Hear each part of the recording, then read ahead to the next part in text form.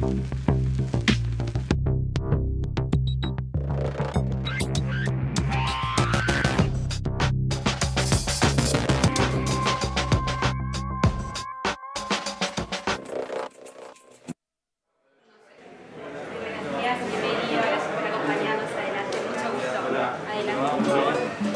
día.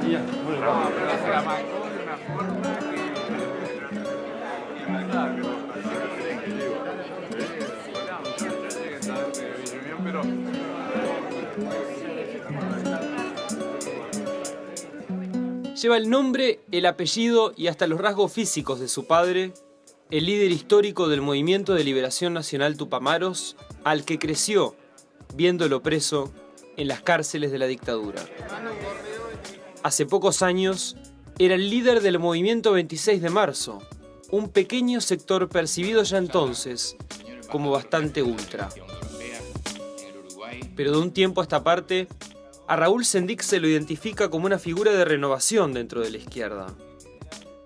La consigna de la hora no tiene ya aquel sabor radical de antaño. Tras su paso por la presidencia de ANCAP, se presenta como un líder del hoy, un cultor de la gestión, pero de una gestión no carente de puntería política. Elemento importante de la gestión ha sido la instalación del Uruguay en el mapa petrolero del mundo. Sendic ha hecho honor a su legado, poniéndose al hombro la reactivación de las emblemáticas plantaciones de caña de azúcar y haciendo posible, de paso, que el Estado participe en la generación de riqueza del complejo agroindustrial mediante la creación de Alur. Como pocos, tiene llegada directa tanto con Tabaré Vázquez como con José Mujica. Se siente cómodo tanto en prendas vasquistas como en el ropaje mujiquista. Tiene diálogo directo con el presidente y coincidencias cada vez más explícitas con Vázquez. Y hay quienes dicen que Mujica lo adoptó como el hijo que nunca tuvo. Despedida de los funcionarios de ANCAP. Hace apenas 13 días, Sendic saltó de lleno a la brega electoral con el fin de encabezar la plancha al Senado por su agrupación La Lista 711. Pero también podría estar a la cabeza de una alianza de sectores frente amplistas, o incluso figurar como compañero de fórmula de Vázquez. Razones de sobra para afirmar que este licenciado en genética humana por la Universidad de La Habana tendrá en 2014 su primer examen de ADN en materia de liderazgo político. Me imagino que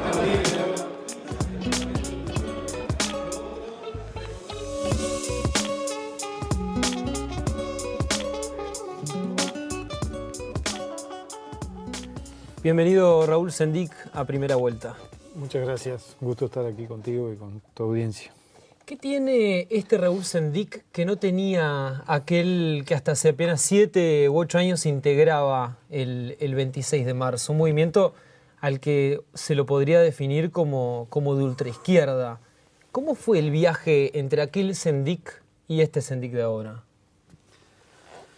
Bueno, creo que hay un elemento importante de madurez política y de aprendizaje.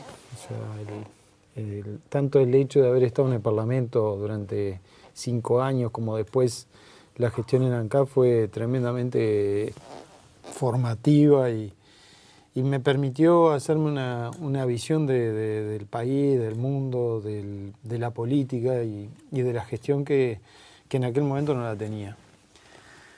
Yo no me arrepiento de esa época tampoco, porque yo creo que cada uno de nosotros es el resultado de sus propias circunstancias, digamos, y de la vida que le tocó vivir. Y posiblemente no hubiera podido hacer esta experiencia si no hubiera transitado, digamos, por ese camino en el que desde el exilio prácticamente, primero en la campaña por la libertad de los presos políticos, nuestra infancia también en Paysandú, con todas las dificultades que le tocaban a los familiares de los presos políticos en aquella época, con mi vieja sin laburo, con los allanamientos en casa. Toda esa situación que después se fue, digamos, que nos fue de a poco introduciendo en la política. O sea, primero la campaña por la libertad de los presos, que fue un trabajo exclusivamente humanitario, y después cada vez más político, hasta nuestra incorporación al 26, después todos los años, esos años de trayectoria, de militancia, de militancia juvenil, que fue muy de mucha fuerza, de mucho entusiasmo.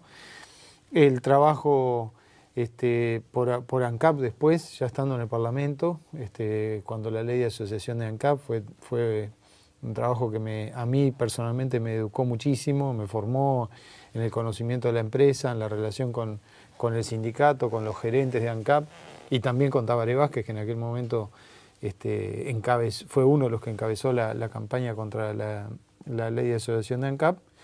Y bueno, y toda esta etapa después de gestión, que fue sobre todo la idea de que, digamos, el proceso, digamos, de nuestra responsabilidad con nuestro pueblo y con nuestra gente nos exigía el mayor esfuerzo y dedicación para hacer la mejor de las gestiones y fortalecer la gestión de gobierno y fortalecer a la empresa. Ese fue el cometido que nos llevó, digamos, y que nos fue alejando de aquellas posiciones. Nunca me imaginé de ninguna manera que si el Frente ganaba las elecciones, yo me iba a parar en la vereda de enfrente a tirar piedras a la casa del Frente Amplio y a lo que mis compañeros estaban haciendo. Nunca me había imaginado que ese iba a ser mi papel, y por eso no lo hice.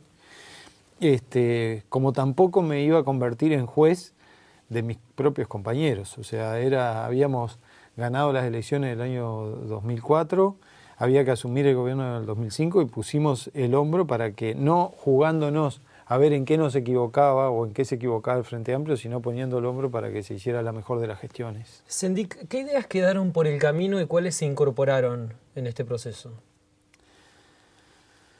Bueno, hay una cantidad de ideas que yo concibo, digamos, y que en realidad hay que lejos de quedar por el camino las he reafirmado. Creo que en particular es un continente maravilloso, que inició un proceso muy interesante desde allá, desde hace mucho tiempo, con las luchas de independencia, pero después también en las luchas por la libertad, que hace que este continente sea distinto. Hoy, si uno mira el mundo y la forma en que los distintos continentes reaccionaron frente a la crisis y cómo los países han ido cambiando, América tiene un sello muy particular, y creo que es el resultado de años de la influencia que tuvo en su momento la Revolución Cubana, de los movimientos que surgieron en esa época, de los movimientos estudiantiles, de los trabajadores, de todo eso.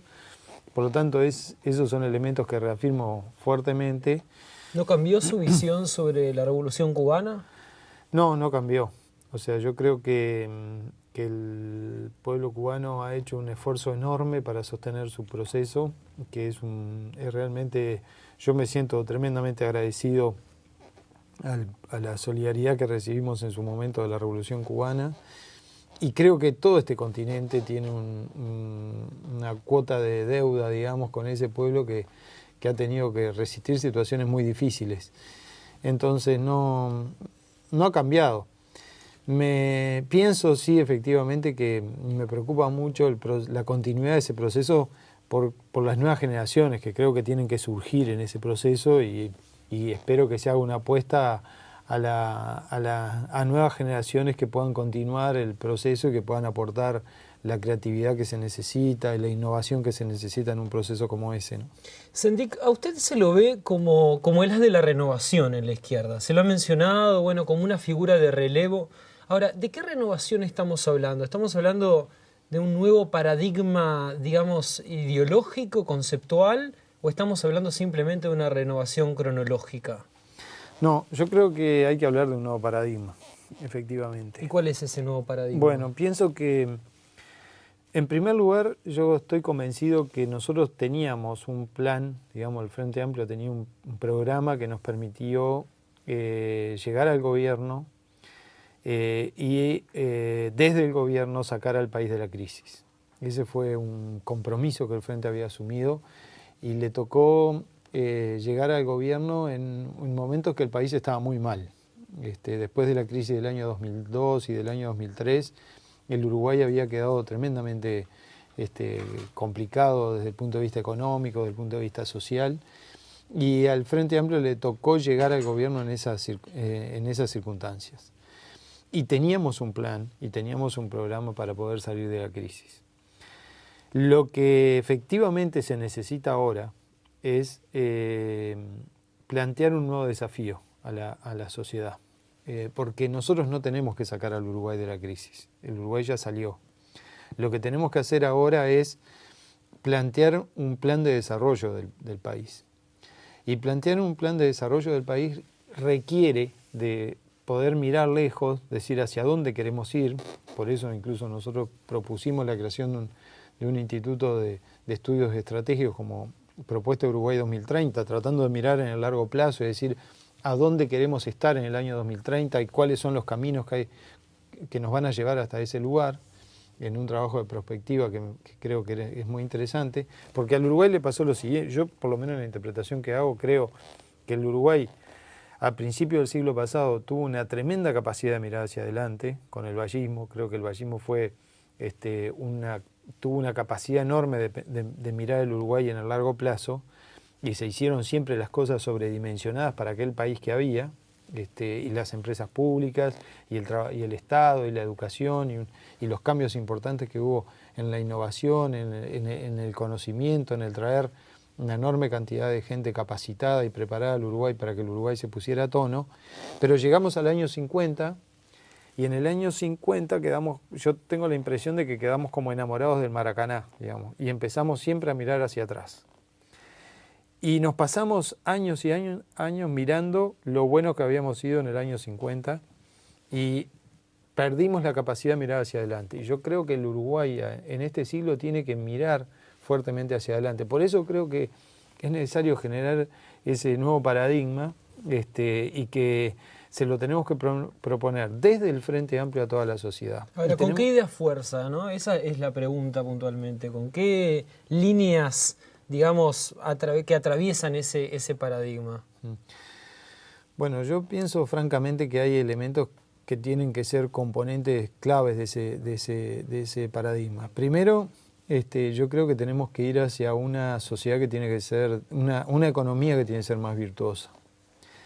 Y voy a poner algunos ejemplos de por qué digo esto. Nosotros hemos creado una base económica del país basada sobre todo en las cadenas agroindustriales exportadoras.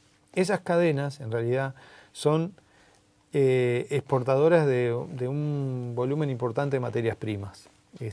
Fundamentalmente granos, carne, ganado en pie, estamos exportando algo de productos industrializados.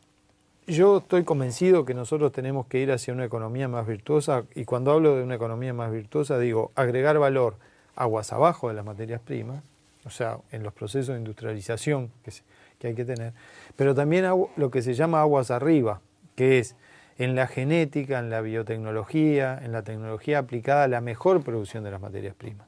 O sea, la carne uruguaya se ha ido consolidando en el mercado mundial por la trazabilidad. Bueno, la trazabilidad, por ejemplo, es un ejemplo de tecnología aplicada a la producción de una buena materia prima, que es la carne. Podemos pensar si la industrializamos o no después, y seguramente hay que agregarle valor, pero esa carne tiene un diferencial con otras carnes que se producen en el mundo, porque tiene buena genética, tiene tecnología aplicada, tiene biotecnología aplicada. Entonces, esos son elementos en los que creo que el Uruguay se tiene que desarrollar, en las plataformas de investigación y de innovación que generen valor en la tecnología y biotecnología y genética aplicada a la producción. Bien. Para mencionar un primer punto en el que creo que se debe basar ese paradigma, hay otros elementos que creo que son muy importantes también, ¿no? Sendik, el Frente Amplio se define en sus estatutos como una fuerza antiimperialista, antioligárquica.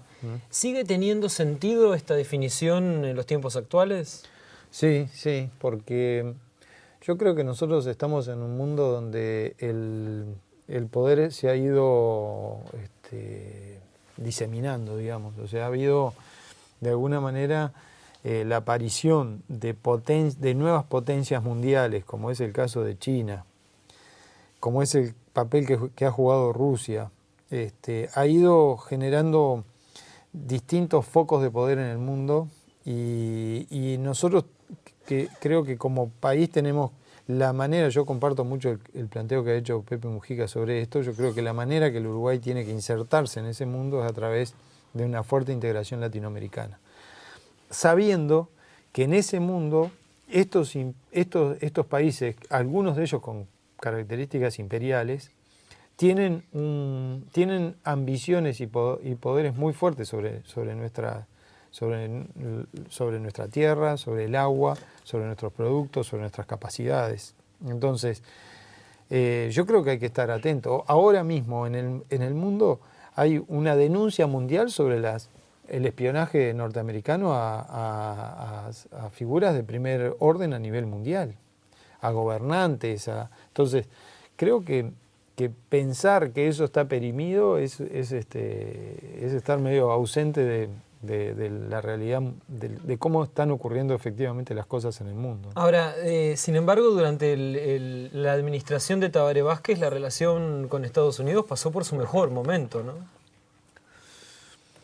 Yo creo que el mejor momento de la relación entre Uruguay y Estados Unidos fue en el gobierno de Jorge Valle, cuando consiguió que Bush le mandara una cantidad enorme de plata para tratar de salir para tratar de ayudar en una situación crítica que tenía Jorge Valle y el gobierno en ese momento. Sí, pero Bush no lo visitó a Valle. Pero sí, vino después. Entonces, pienso que efectivamente Tabaré estableció una buena relación con los Estados Unidos, que no cuestiona para nada las definiciones de las que estábamos hablando ahora. O sea, que tengamos una buena relación no quiere decir que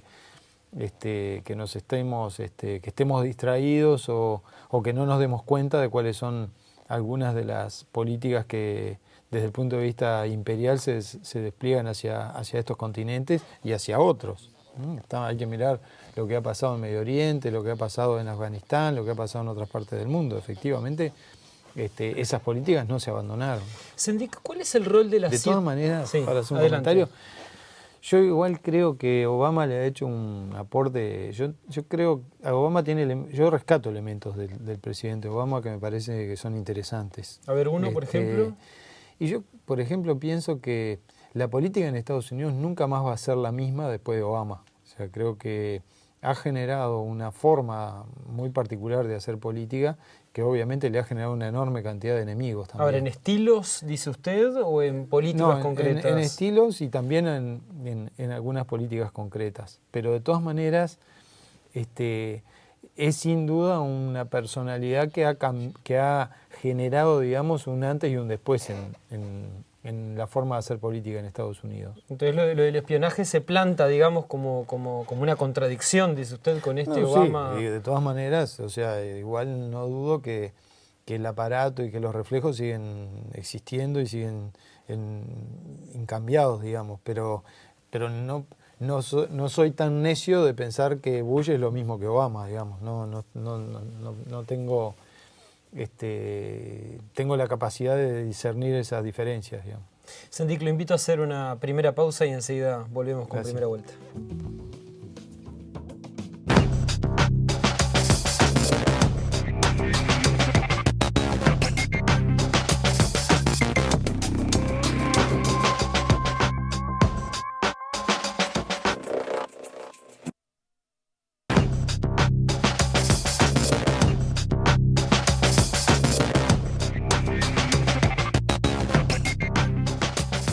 Conversando con Raúl Sendik sobre la relación con Estados Unidos y ahora le voy a preguntar sobre la lista 711, que es un poco, bueno, la lista que lo representa a usted y a todo su equipo, ¿no? Ahora, ¿esa es su plataforma política, la lista 711? Sí, efectivamente sí, porque en realidad nosotros decidimos constituir este espacio político en el 2005. Y la verdad que desde esa fecha hasta aquí, mis compañeros tuvieron que avanzar, digamos, en el trabajo político y y en el trabajo electoral sin poder contar conmigo. Nunca he sido candidato a la lista 711. Usted estaba inhabilitado. Estaba inhabilitado por porque estaba en ANCAP, porque en las últimas elecciones yo me quedé en la gestión y no participé de la campaña electoral porque Tabaré había definido que yo pasara al Ministerio de Industria, Energía y Minería. Estuve unos meses cumpliendo esa función al final del gobierno de Tabaré. Y entonces efectivamente esta es la primera vez que voy a participar de la actividad política con mis compañeros que han trabajado a lo largo de todo este tiempo sin contar conmigo, pero ahora estoy junto con ellos y creo que una gran tarea es la construcción de ese espacio político. Ahora, ¿cuál es su equipo? ¿Quiénes son los que lo están acompañando en esta aventura con la 711? Bueno, no es una aventura, en realidad es un proyecto que lo hemos ido construyendo chiquito, digamos. Hoy es una forma de expresión. Sí, decimos que hoy estábamos conversando justamente, es una especie de terreno baldío donde hay todo para construir con una cantidad de gente joven que de alguna manera expresa una apuesta muy fuerte a la renovación dentro de la izquierda. Estamos haciendo esa apuesta. Una apuesta a la relación que tiene que haber entre la política y el conocimiento, entre la política y la capacidad de gestión. Y tenemos un equipo de compañeros que es muy valioso. Marcos Otegui, Felipe Carballo, Sebastián Torres, hay Leo Brioso, el subsecretario de Salud Pública. Hay una cantidad de gente dentro de la salud, hay algunas compañeras también que están desarrollando tareas dentro de la salud, dentro de algunos de los programas sociales más importantes que el gobierno ha hecho. En algunas de las empresas públicas también, como es el caso de Milton Machado en la OCE o como estuvo hasta hace poco Jorge Setelich en AFE. Así que tenemos un equipo de compañeros que han tenido la posibilidad y la oportunidad de desarrollar una gran experiencia de gestión, que han aportado al gobierno de Pepe y también en el gobierno de Tabaré, y que espero que podamos contar con ellos para el desarrollo, con muchos de ellos para el desarrollo de la campaña electoral y aportar un granito de arena en esta campaña y en el proceso que viene después cuando Tabaré Vázquez asuma el gobierno. Ahora, precisamente su sector, Compromiso Frente Amplista, se encuentra tejiendo una alianza con otros sectores, sí, ¿no? Con el MPP, con el Partido Comunista, con la Liga Federal. Digamos, ¿qué motiva la decisión de caminar hacia esta plataforma con todos estos sectores? En realidad, siempre he pensado y hemos considerado que era necesario generar un espacio amplio de alianzas dentro del Frente Amplio para impulsar un proceso de profundización de los cambios que se han venido desarrollando. Y por eso decidimos, le veníamos proponiendo desde hacía tiempo a estos grupos la conformación de un espacio común con la Liga Federal, con el Frente Unido, donde está la Vertiente, donde está la 5005, con la gente, con el Partido Comunista y también incluso con el MPP, porque estamos haciendo una apuesta que pueda participar de este espacio el MPP una vez que el MPP defina cuál es su marco de alianza, digamos que todavía no lo ha terminado de definir. Ahora, Sendik, parece claro que, digamos, en la geografía del FA todos estos sectores han tenido diferencias con el otro sector, con el Frente Liber Seregni, ¿no? Digamos que en la concepción del Estado, en el rol de la economía. Ahora, la pregunta es ¿para qué, no? Digamos, este tejido, esta alianza, porque esto implica un cambio, digamos, en las relaciones de fuerza internas del Frente Amplio. Bueno, no tanto, porque depende cuál sea el resultado electoral y cuál sea el peso. Esta alianza no es contra nadie, digamos, esta alianza es a favor. O sea, nosotros no estamos haciendo una alianza para contrapesar a nadie, porque en el frente yo creo que lo que se necesita es, justamente la riqueza que tiene el frente son esos matices y esa diferencia que hay entre los grupos que permite que una enorme cantidad, que digamos una parte muy amplia de la sociedad se sienta representada dentro del Frente Amplio por alguno de sus sectores. O sea, no sería el Frente Amplio si no hubiera un sector encabezado por Daniel Astori, un sector encabezado por los socialistas o uno por nosotros, digamos. Está bien, pero ¿qué diferencia tendría, digamos, este abanico con el resto de los sectores del Frente Amplio? Ahora mismo estamos terminando de preparar un documento que lo queremos presentar previo al Congreso, al Congreso del Frente Amplio, que no establece diferencias con el programa que se ha planteado o que va, digamos, acordado por los grupos para proponerle al Congreso, sino que en realidad lo que hace es énfasis en algunas de estas cosas que he mencionado. Por ejemplo, en los cambios importantes que tiene que haber en la matriz productiva, énfasis en los temas relacionados con la educación, énfasis en los temas relacionados con la infraestructura del país, que está muy atrasada, estamos con dificultades y seguramente vamos a tener dificultades si no hacemos un shock de inversión en infraestructura para poner al Uruguay a tono con las necesidades y con las posibilidades y oportunidades que el mundo nos está ofreciendo. Estos son algunos de los temas en los que queremos hacer énfasis dentro del Congreso porque partimos de una base. Nosotros no vamos a hacer una campaña electoral. Yo creo que el Frente Amplio no puede hacer una campaña electoral solamente haciendo un relato de lo que hizo. Porque todo lo que hizo, la gente ya lo siente como una conquista. Ya está conquistado. Lo que nosotros hicimos ya está conquistado por la gente. No lo hicimos nosotros, ya lo conquistó la gente. Lo que tenemos que hacer es asegurar en la campaña electoral el nuevo desafío y proponerle a la gente el nuevo desafío que estamos planteando, lo que queremos hacer. Por eso nuestra consigna en la 711 es el Uruguay que queremos. El Uruguay que queremos dejarle a nuestros hijos, el Uruguay que queremos seguir construyendo. Ese es el desafío. Y por eso, en realidad, en estos énfasis, en estos acuerdos programáticos que estamos haciendo entre estos grupos, lo que estamos proponiendo es mirar hacia adelante en los nuevos desafíos que tenemos planteados. No quedarnos enamorados solamente de las cosas que ya hicimos, sino plantear los nuevos desafíos que estoy seguro que va a ser mucho más removedor y mucho más entusiasmante para la sociedad acompañar lo que hay para hacer todavía que quedarnos cruzados de brazos mirando todo lo bueno que hicimos, digamos. ¿Está de acuerdo con que el Congreso resuelva la vice?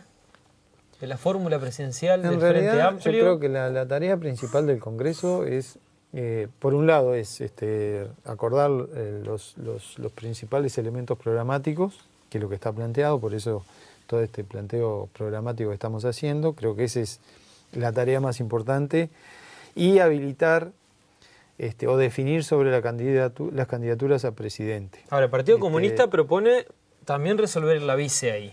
Sí, yo creo que lo primero que hay que hacer es resolver lo programático y las candidaturas a la presidencia. La verdad que yo no tengo una posición definida hoy si el Congreso tiene que definir o no la candidatura a la vicepresidencia.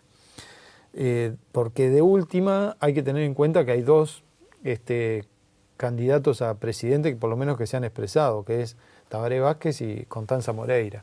Entonces, y yo creo que las dos candidaturas le hacen mucho bien al Frente Amplio, esas dos candidaturas. O sea, el hecho de Tabaré con su experiencia y con toda su trayectoria y con el enorme respaldo popular que tiene, al que estamos apoyando en estas definiciones.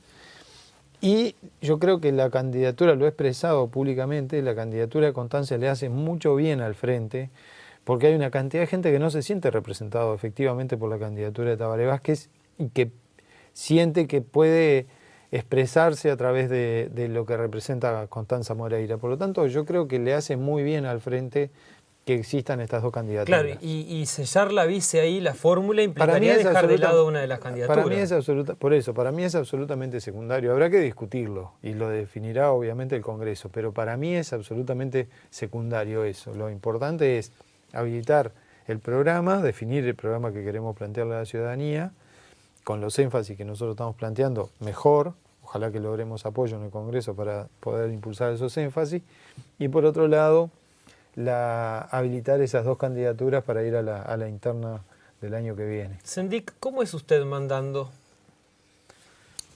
Más o menos, porque no sé. Hay gente que dice ¿En qué que soy sentido más o menos? porque hay gente que tiene hay dos visiones, digamos. Yo en realidad soy bastante ejecutivo, digamos. Tomo decisiones con cierta rapidez. En el directorio de ANCAP, que fue una experiencia de unos cuantos años, había un buen equilibrio, digamos, entre un grupo de compañeros que estudiaba un poco más las cosas a fondo, que traía las informaciones, que juntaba todos los elementos y después tomábamos la decisión. Pero yo creo que los gobernantes tienen que tomar decisiones. No creo en darle 1000 vueltas a las cosas, porque yo creo que la gente, cuando elige un gobernante, lo elige para que tome decisiones. Y el gobernante tiene que tomar decisiones. No puede darle 1000 vueltas a las cosas, porque el plazo de gobierno es chico frente a la enorme cantidad de cosas que hay para hacer. Por eso se necesita tomar decisiones, ejecutar. A veces hay cosas que se hacen bien y a veces se pueden cometer errores, pero lo importante es tomar decisiones y aprovechar ese tiempo que hay para gobernar, para generar los cambios y las transformaciones que hay que generar. ¿Tiene marcha atrás como Mujica? Sí, sí, claro. Y a veces pone marcha atrás. A veces sí, y reconozco los errores y creo que siempre en general me gusta...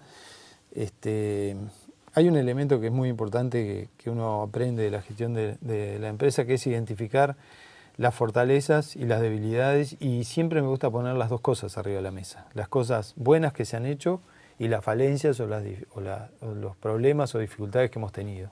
Incluso en el acto que ustedes pasaron ahí, un pedazo del acto de despedida de ANCAP, yo siempre que hablo de ANCAP hablo de las cosas buenas y de las cosas malas y de las cosas que no hicimos.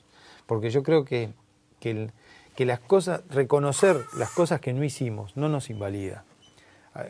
Incluso lo pienso como gobierno del Frente. En estos años el Frente Amplio demostró una enorme capacidad de gobierno y resolvió una enorme cantidad de cosas en el Uruguay. Y el Uruguay es absolutamente otro desde que gobierna el Frente Amplio. Es otro país. Pero eso no quita que hay cosas que todavía no pudimos resolver y que tenemos que poner esas cosas sobre la mesa porque no nos invalida, al revés. Si nosotros somos capaces de decirle a la ciudadanía, miren que hicimos todo esto, pero miren que este tema no lo pudimos resolver y no pudimos resolver la situación preocupante que tenemos a nivel, por ejemplo, de la educación secundaria, con los niveles de deserción, y creo que hay que ponerlo sobre la mesa. Ahora vamos a y otros elementos más que pueden ser dificultades y que muestran carencias en lo que hicimos. Yo creo que es necesario ponerlo sobre la mesa. Sendik, usted en el programa En la Mira de BTV convalidó la idea de que se estaría orquestando una campaña en su contra con temas de su intimidad por parte de un dirigente del Frente Amplio. ¿De quién estamos hablando concretamente? No, yo no voy a hacer ninguna referencia más a ese tema. ¿De qué sector tampoco? No. Creo que no le hace bien al Frente eso, y yo no le voy a hacer el juego a quienes utilizan ese tipo de herramientas dentro de la política, y yo no voy a entrar en eso. Efectivamente no voy a entrar. Ahora, más allá de este elemento sobre su intimidad que solo daría para una conversación de peluquería, ¿hay algún elemento de peso como para afirmar, digamos, que hay una campaña en su contra por parte de algún sector del Frente Amplio? No, yo no creo. Y yo no tengo ningún problema en que haya que investiguen todo lo que tengan que investigar sobre la gestión que hemos desarrollado. No tengo ningún problema en que me cuestionen y me critiquen. Porque yo creo que no soy perfecto y que puede haber cosas absolutamente criticables y cuestionables de las cosas que hemos hecho en ANCAP. No tengo ninguna dificultad. Lo que no voy a entrar es en el otro terreno, porque me parece que nos invalida absolutamente a todos, como personas, como seres humanos. Yo no voy a entrar Acá en ese tampoco terreno. vamos a entrar en Entonces, ese terreno, no es el tema. El tema es que no tengo temor. Creo que incluso hacen muy bien que si quieren investigar y conocer la gestión. ANCAP es una empresa enorme. Ahora, ¿lo dice por algún tema en especial? No, porque de la gestión en ANCAP. puede ser que alguien haya tomado la decisión de investigar la gestión de ANCAP, porque a veces obviamente hay de alguna manera mezquindades políticas. Pero ¿Para yo alguien no voy del a propio traer eso. Frente Amplio? Puede ser, pero la gente no quiere ni saber de estas cosas. La gente, frente a todo lo que nosotros tenemos que hablar y plantear sobre los desafíos que tenemos y las cosas, todo lo enorme que tenemos para hacer, y el Uruguay que efectivamente queremos construir,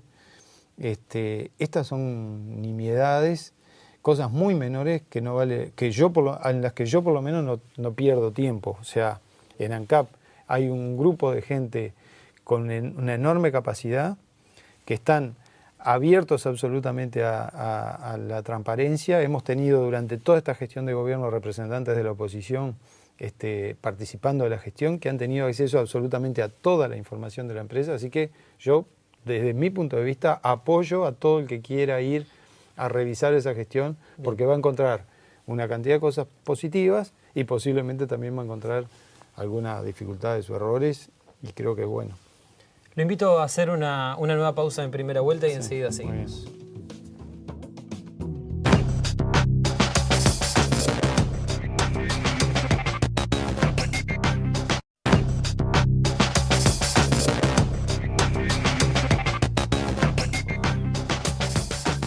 Seguimos en primera vuelta conversando con Raúl Sendic. Él fue presidente de ANCAP y ahora, bueno, pasó, digamos, a las ligas de la política, sí, propiamente dicha. Y uno de los debates más fuertes que se ha dado durante este periodo de gobierno tuvo que ver con esta cuestión de si gravar o no más al capital. ¿Usted está de acuerdo con esto de gravar más al capital, a los grandes capitales? Yo creo que soy partidario en ese planteo que he realizado sobre el tema de ir hacia una economía más virtuosa. Yo creo que la economía más virtuosa, esas cadenas de valor que el Uruguay necesita, no nacen espontáneamente. O sea que nosotros necesitamos incentivar desde el Estado el agregado de valor, tanto en la cadena de aguas arriba, en el agregado de tecnología, de innovación, como también en la cadena de aguas abajo, en el agregado de industrialización.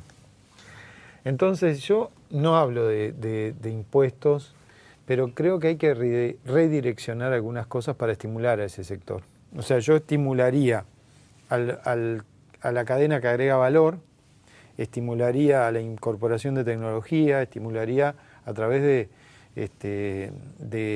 redireccionar algunos Pero no grabaría gravamen. más al capital, digamos. Habrá que estudiarlo. Yo, francamente, hoy no tengo no hay una posición tomada sobre eso, pero para mí, yo no soy un fanático de los impuestos, ni creo que digo, porque a veces uno escucha hablar de los impuestos. No, pero a veces uno escucha hablar de los impuestos y parece que hay gente que está buscando a ver a qué cosa le puede poner impuestos. Y yo creo que de lo que se trata es de direccionar los impuestos hacia sectores que tienen que pagar para que esos recursos puedan ser utilizados en estimular a sectores que queremos efectivamente promover. ¿El agro, por ejemplo, debería tener una mayor carga tributaria? En algunos sectores posiblemente sí, porque yo, por ejemplo, estaba leyendo algunas de las propuestas que se hicieron ahora en un trabajo que coordinó Javier de Aedo, que están hablando, por ejemplo, de dónde deberían salir los recursos, por ejemplo, para la instalación de nuevas carreteras y de los servicios de infraestructura que se necesitan en el país. Y puede ser que haya porque en el documento en el que participaron varios técnicos, que se publicó en estos días, que se llama Infraestructura 2030, en ese documento se habla de las necesidades nuevas de infraestructura que el país necesita, que requieren muchos millones, y se habla de que hay una parte del sector agrícola que dice que no usa la infraestructura. Y efectivamente la usa, porque por más que tengas la producción en un determinado área del campo, esa producción cuando está lista hay que moverla, y hay que moverla a través de las carreteras, y son miles y miles de toneladas, millones de toneladas que se mueven, que salen por camión a las carreteras y que producen un desgaste importante de las carreteras. Por lo tanto, creo que hay que buscar cómo ese sector coopera con una parte de la infraestructura que el país necesita. por eso pienso que hay que establecer quizás algún tipo de... Y lo dice ese documento en el que participaron técnicos de varios sectores políticos. Ahora, uno de los objetivos principales del FAI, y especialmente de este abanico de sectores que está en construcción, ¿no? y que integra su propio sector, la 711, ha hablado siempre de redistribución de la riqueza, ¿no? ¿Cómo logramos eso? Y la redistribución es cada vez más necesaria. ¿Y cómo la logramos? En Uruguay. Yo pienso que hay un elemento muy importante para la redistribución, que es la educación. O sea, nosotros no tenemos posibilidad de aumentar infinitamente los sueldos en el Uruguay. La única manera que creo que la gente pueda recibir un mejor ingreso en un determinado momento es capacitándose para hacer un mejor aporte a la economía. O sea, yo creo que lo que necesitamos es establecer mecanismos de formación y de capacitación que le permitan a la gente apropiarse de conocimientos que a su vez le permitan insertarse en la economía de una manera diferente. Y pongo un ejemplo muy concreto. Sí. Nosotros hicimos en la obra de la refinería de La Teja un plan de capacitación para los trabajadores que estaban en la misma obra, era obligatorio. ¿Qué permitió eso? Que una persona entrara como medio oficial soldador, por poner un ejemplo, y en el proceso de capacitación que recibió se convirtió en oficial soldador. Ese trabajador que se capacitó en la obra se inserta ahora en Montes de Plata, no como medio oficial soldador, con el sueldo medio oficial soldador, se insertó como oficial soldador, o sea que se insertó de manera diferente en el próximo trabajo. Se recalificó, entonces creo que ese es un elemento importante porque cuando la gente adquiere conocimiento y capacidades, se apropia de una parte mayor de la economía a través de su mejor desempeño dentro de la sociedad. Esto no quita que a su vez hay sectores que tienen muchos ingresos en el Uruguay que posiblemente, como el mismo Pepe ha dicho, quizás en algún momento hay que pensar en si los impuestos que tienen son suficientes o si no hay que ponerle más impuestos. No me parece que sea un tema tabú, porque un síntoma de madurez de un país y de seriedad de un país es que tenga un buen esquema tributario, un buen esquema impositivo, que la gente pague impuestos. Yo creo que está bien que la gente pague impuestos, y sobre todo los que tienen mucho dinero tienen que pagar más impuestos que los que no lo tienen o que tienen poco. Ahora, ¿usted considera que eso ya está resuelto? No creo que esté Entonces resuelto. hay que avanzar hay que analizarlo por un elemento fiscal muy importante, y es que se han ido desarrollando, la economía ha ido generando un enorme valor en el Uruguay.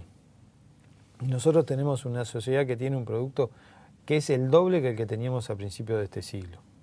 Entonces, ¿cómo se distribuye ese valor? Porque hoy, cuando uno saca el per cápita, que habla de casi 15.000 dólares per cápita, es el producto per cápita uruguayo. Sí. Todos sabemos que el per cápita es un engaña pichanga, digamos.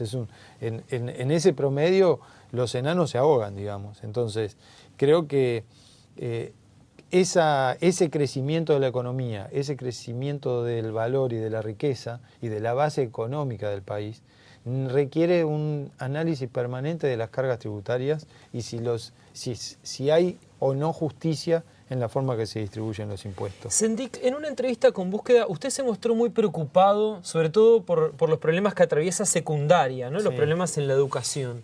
Ahora, usted sostuvo ahí que la educación debería ser declarada un servicio esencial. Sí. Ahora, ¿cómo se aplicaría este criterio en la realidad? Se aplicaría de la siguiente manera. Yo pienso lo siguiente. A ver. Cuando un docente lo primero que hace es parar, yo creo que va absolutamente en contra hasta de su propia vocación. O sea, el docente hace una carrera docente para enseñar, justamente. Entonces yo creo que hay una enorme cantidad de medidas que se pueden tomar antes de suspender las clases a un muchacho que se levanta todos los días para ir a clase. Ahora, que no tiene la culpa de la situación que tiene el docente. ¿Pero no colida eso con el derecho de huelga, por ejemplo? Puede ser. Yo no estoy negando ese derecho. Yo lo que digo es que antes de llegar a que a un muchacho en esta sociedad nuestra le falte un docente o no tenga clase, hay mucho camino para transitar. Y Claro, pero usted generalmente está estamos en proponiendo una- un servicio esencial. En ese caso, Yo creo usted que- dice que si hay una huelga incipiente, declararía un servicio esencial. Yo lo que digo, yo creo, o sea, lo que pasa que nosotros estamos acostumbrados a que los servicios esenciales son otros. Y yo creo que la educación es un servicio esencial. O sea, nosotros ¿por qué llama tanto la atención esto? Y después cuando hablamos de la salud, uno habla puede hablar de los servicios esenciales, o cuando habla de los combustibles puede hablar de los servicios esenciales. Para mí, mucho más importante la educación. O sea, yo Entonces, creo que- usted, por ejemplo, lo declararía durante tiempo indeterminado. No, yo diría, en una determinada situación, porque lo que no puede pasar, como ocurrió este año, es que los muchachos estén un mes entero sin ir a clase. ¿Quién le retribuye eso a los estudiantes de este país y a las nuevas generaciones de este país? Yo creo que necesariamente a esos muchachos no les pueden faltar las clases, porque nosotros nos estamos coartando como sociedad hacia el futuro. Creo que hay muchas medidas que se pueden tomar. Yo no tengo problema que rodeen la casa de gobierno, que hagan por turno, que den las clases de mañana y que de tarde vayan a acampar a la casa de gobierno y la rodeen. No tengo ningún problema, no me niego a que tomen medidas. Lo que digo es necesario que para que los docentes expresen una desconformidad, los muchachos no tengan clase. Yo no creo que sea necesario. Yo creo que hay muchas formas de expresar las necesidades que puede tener un sector sin necesidad de coartarle la educación a las nuevas generaciones de uruguayos, que estamos mal y que nos estamos, de alguna manera, si nosotros no lo ponemos sobre la mesa, nos estamos pegando un tiro como sociedad. Entonces, creo que lo digo porque y no estoy diciendo que todo esto es culpa de los docentes, ¿eh? Creo que el problema de la educación es un problema de toda la sociedad y de cómo la sociedad valoriza la educación. Es un problema nuestro, de los padres, en la familia, no es un problema de los docentes. Yo no estoy queriendo ahora satanizar a los docentes. Los docentes son una parte de la solución que necesitamos, no son parte del problema. Los docentes son parte de la solución que necesitamos. Y posiblemente los docentes necesiten mejores salarios, pero a su vez necesiten mejores capacidades. Yo creo que los docentes necesitan mejor estabilidad laboral. No puede ser que todos los años, cuando va a empezar un curso, los docentes elijan horas en liceos diferentes, en vez de tener un staff, un equipo comprometido con los resultados de un centro estudiantil. Entonces, yo creo que no estoy satanizando a los docentes, pero sí estoy convencido que se necesita poner por encima de cualquier interés, del gobierno, de las corporaciones, de cualquier interés, el interés del estudiante. Sendic, dentro de la región, ¿qué modelo destacaría?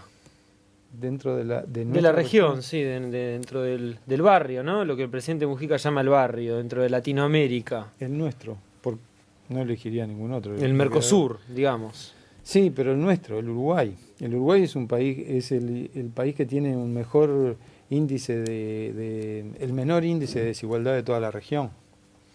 Entonces hemos ido construyendo esa sociedad. Hay mucho por hacer, pero yo soy un enamorado de lo que estamos haciendo. Creo que es muy bueno lo que le está pasando al Uruguay en los últimos años, y es muy bueno lo que le va a pasar al Uruguay en los próximos años. Pero por eso no es un modelo, es algo que hemos ido generando con un proyecto que teníamos y que lo hemos ido tratando de perfeccionar con el gobierno y con la gente. Ahora, en cuanto a modelo integracionista, modelo de integración regional, iría, por ejemplo, está la Alianza del Pacífico, ¿no? Recientemente creada, en la que Uruguay es observador. ¿Por dónde transitaría?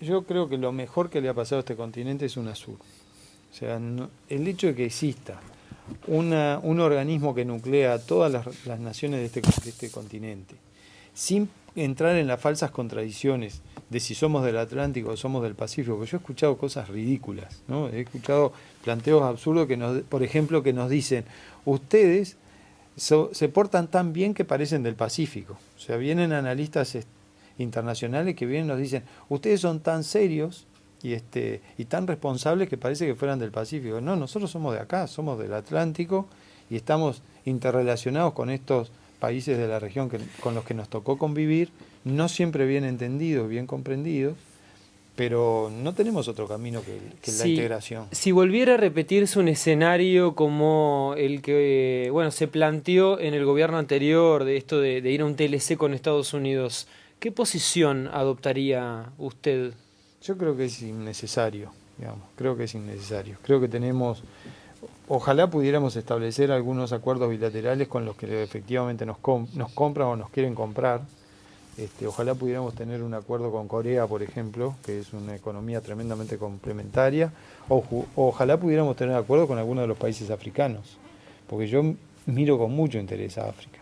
Yo creo que en África hay un tremendo desafío para el Uruguay, para nuestras empresas, para nuestros productos.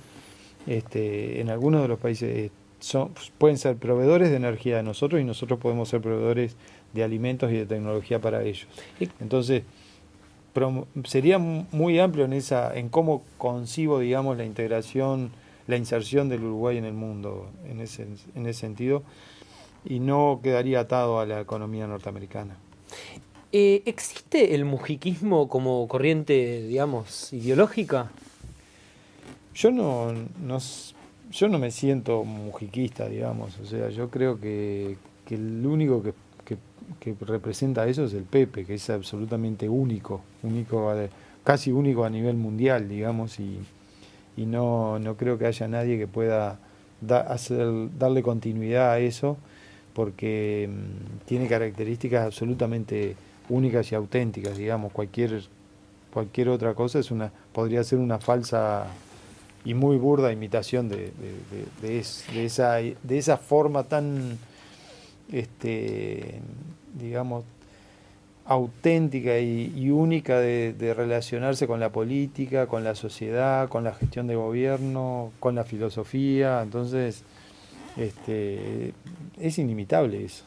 ¿Extraña el estilo de Vázquez cuando ve frecuentes chisporroteos en la gestión de Mujica?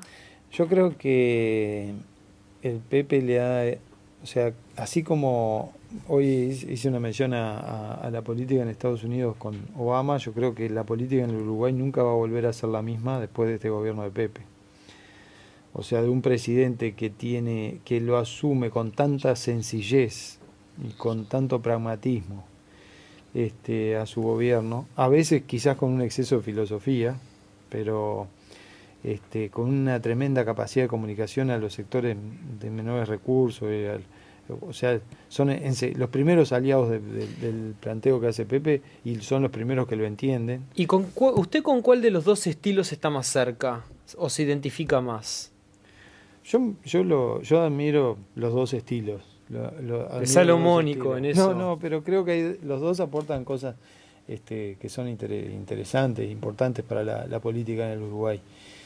O sea, no me siento más cerca de uno o del otro porque tengo una excelente relación con los dos. Tengo una relación muy humana, digamos, muy cercana con Pepe, pero efectivamente creo que son dos estilos muy distintos que le han hecho bien al Uruguay y a la izquierda, ¿no? Sendik, entre el Vázquez que fue y el que puede regresar, ¿qué cambios de estilo deberían operarse? Yo creo que yo espero que el Vázquez que viene haga una fuerte apuesta a una renovación muy importante de la izquierda. Porque si uno piensa en la izquierda de los próximos años, hay una impresionante necesidad, que la biología lo marcó, porque lamentablemente la izquierda ha demorado en ponerse a punto con la renovación generacional. Y yo creo que ahora necesariamente este gobierno de Tabaré tiene que ser un gobierno de quiebre generacional. O sea, ojalá que haga una apuesta a incorporar en la gestión una cantidad de gente relativamente joven.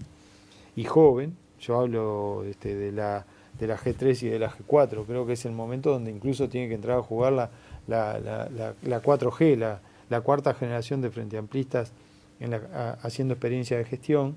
Los que tienen entre 25 y 35 años, 25 y 40 años que tienen que estar en la gestión y asegurar la continuidad del proyecto, porque la única manera que tenemos de asegurar la continuidad del proyecto es que el próximo gobierno haga una fuerte apuesta a ese recambio generacional. Y yo espero que eso sea posible. O sea, yo, a pesar de que Tabaré va a ser un presidente con unos cuantos años, aspiro a que se rodee de una enorme cantidad de gente joven alrededor de él.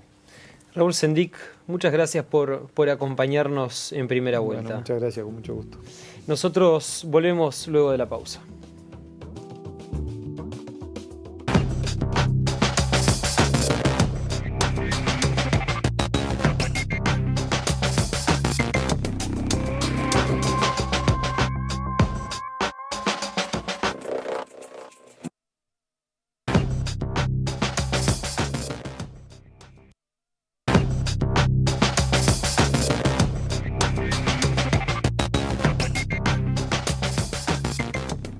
Con el programa de hoy hemos llegado al final de este ciclo de Primera Vuelta.